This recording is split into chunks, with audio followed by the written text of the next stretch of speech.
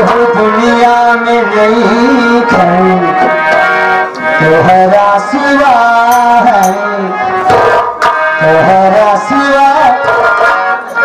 तो क्या नाम है का भूल गए, ज्ञानू। प्यार में ज्ञानू नहीं थे,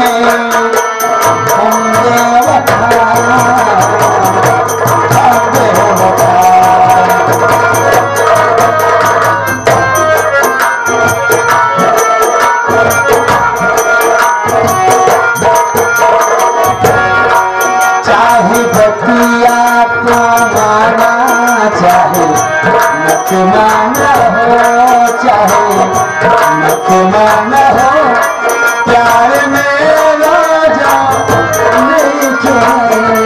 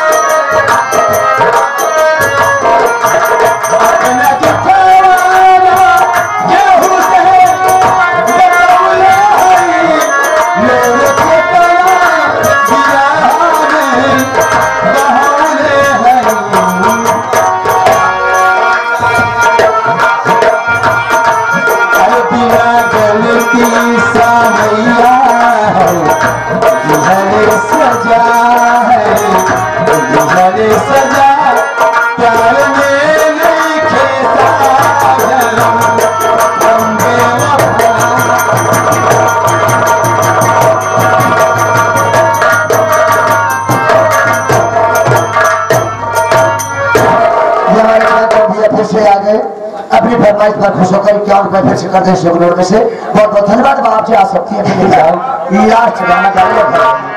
अच्छा तो क्या देकर आप जाओ, क्या एक लाइन की निर्भर गाते हैं। निर्भर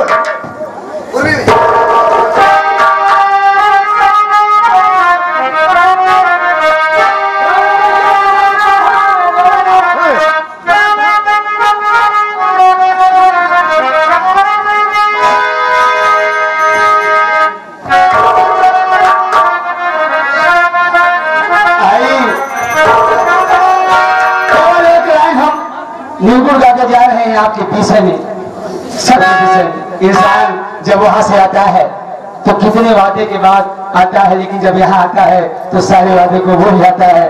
तो सब प्राणियों के लिए क्या देना है?